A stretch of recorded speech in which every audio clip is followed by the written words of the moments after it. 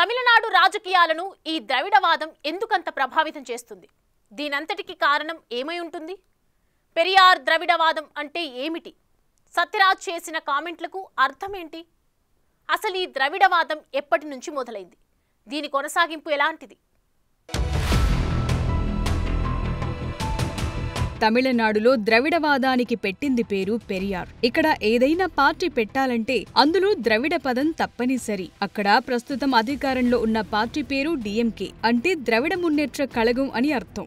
జయలలిత సీఎంగా, అంతకుముందు ఎంజీఆర్ ముఖ్యమంత్రిగా ఎదిగిన పార్టీ పేరు అన్న ద్రవిడ మున్నేట్ర కజగం. అక్కడ ద్రవిడ అనే శబ్దంతో ఉన్న పార్టీలు 5 వరకు ఉండగా వాటి పేర్లు వరుసగా డీకే పార్టీ, డిఎంకే, అన్నా డిఎంకే, ఎండిఎంకే, డిఎండికే. వీటిలో డి అంటే ద్రవిడ అన్న పదానికి సూచిక. అప్పట్లో కాంగ్రెస్ బ్రాహ్మణ ఆధిపత్య ధోరణిలో ఉండేది కాబట్టి ఆత్మగౌరవం కోసం బ్రాహ్మణేతర పార్టీగా అవతరించింది జస్టిస్ పార్టీ. 1917లో మొదలైన ఈ పార్టీ ద్వారా ఆత్మగౌరవ ఉద్యమం మొదలైంది. తరువాత ద్రవిడర్ కజగం, ద్రవిడ మున్నేట్ర కజగం, తమిళ జాతీయ పార్టీ అన్నా డిఎంకే, ఎండిఎంకే, ఇలా ద్రవిడవాదాన్ని భుజానికెత్తుకుని ముందుకొచ్చిన పార్టీలు చాలానే. వీటిలో ప్రస్తుతం 2 ద్రవిడ పార్టీలు మాత్రమే పెద్ద ఎత్తున క్రియాశీల రాజకీయాల్లో ఉన్నాయి. 2005లో సినిమా స్టార్ విజయకాంత్ ద్రవిడ శబ్దంతో పెట్టిన పార్టీనే చివరిది. తరువాత సినిమా నటుల కోవలోంచి వచ్చిన కమల్, విజయ్ కూడా పార్టీలు పెట్టారు గాని ఇందులో ద్రవిడ శబ్దం కనిపించలేదు. కమల్ మక్కల్ నీతి మయ్యం అంటూ తన పార్టీకి నామకరణం చేయగా విజయ్ పార్టీ పేరు తమిళ వెట్రి కళగం. దేశంలో భాషల పరంగా ఆర్య, ద్రవిడ భాషలుగా విడిపోవటం, వాటి ద్వారానే ద్రవిడవాదం అంటూ ఒకటి పుట్టుకొచ్చింది. వీటి ప్రధాన ఉద్దేశం ఒకటి, హిందీని వ్యతిరేకించటం, 2 ద్రవిడవాదం వినిపించటం. ఈ ద్రవిడ రాజకీయం విజయకాంత్ వరకు ఎంతో ప్రముఖంగానే సాగింది. కమల్, విజయ్ తమ పార్టీ పేర్లలో ఈ ద్రవిడ పదాన్ని తొలగించడంతో ఈ ద్రవిడ ప్రభావం తగ్గిందని అనుకున్నారంతా. అయితే కమల్ హాసన్ పార్టీకి ద్రవిడ పదం లేదన్న మాటే గాని ఆయన రాజకీయం మొత్తం ద్రవిడత్వంతో ముడిపడి ఉంటుంది. అందులో భాగంగా ఆయన దక్షిణాది భాషా రాష్ట్రాలంతా ఒకటే కేంద్రంపై తిరుగుబాటు చేయాలన్న పిలుపునిచ్చారు.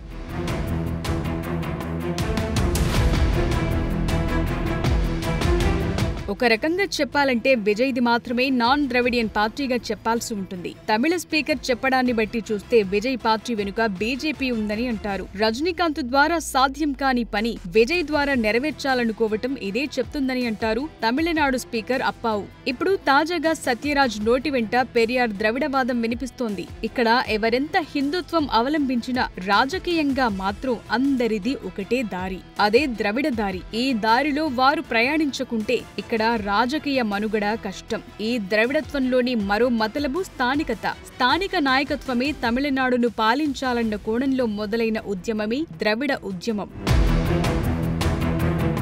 అన్నాదురై నుంచి ఇప్పటి వరకు తమిళనాడును పాలించిన వారంతా నాన్ కాంగ్రెస్ సీఎంలే. కాంగ్రెస్ ని రాష్ట్ర పాలన నుంచి దూరం చేయటమే ఈ ద్రవిడ రాజకీయ ప్రధాన ఉద్దేశం. అందుకే రజనీకాంత్ తాను ఆధ్యాత్మిక రాజకీయాలను చేయాలనుకుంటున్నట్టు ప్రకటిస్తే ఆయన్ను ఇక్కడి పార్టీలు తీవ్రంగా వ్యతిరేకించాయి. సీమాన్ వంటి వారు రజనీని పెద్ద ఎత్తున బెదిరించినట్టు కూడా కనిపించింది. తమిళ ప్రజలకు ఆధ్యాత్మికత, దైవభక్తి ఎంతో ఎక్కువ. ఇక్కడ అడుగడుగునా వినాయకుడి గుడి కనిపిస్తుంది. కర్ణాటకలో లింగాయత్ ఒక మతం ఎలాగో తమిళనాట మురుగన్ పై భక్తి కూడా ఒక ప్రత్యేకమైన మతం లాంటిదే.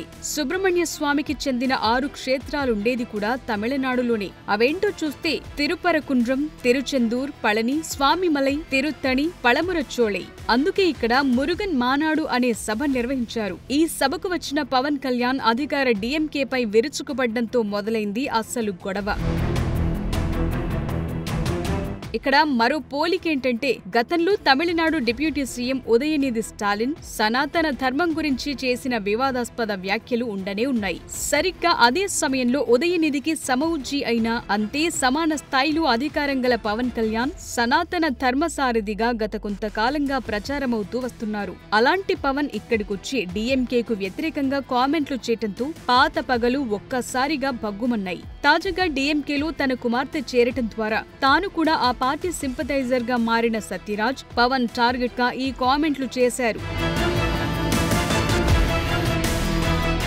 బేసిక్ గా పవన్ జాతీయ పార్టీ బీజేపీతో టైఅప్ లో ఉన్నారు. తద్వారా ఆయన వచ్చే 2026 అసెంబ్లీ ఎన్నికల్లో ఇక్కడ ప్రచారం చేసినా ఆశ్చర్యం లేదు. దీంతో స్థానిక తెలుగు ఓటు బ్యాంకును ఆకర్షించే అవకాశం కూడా లేకపోలేదు. దీన్ని దృష్టిలో పెట్టుకుని డీఎంకే ఇచ్చిన సూచన మేరకు సత్యరాజ్ ఈ దిశగా పవన్ వ్యతిరేక కామెంట్లు చేసి ఉంటారని అంచనా వేస్తున్నారు.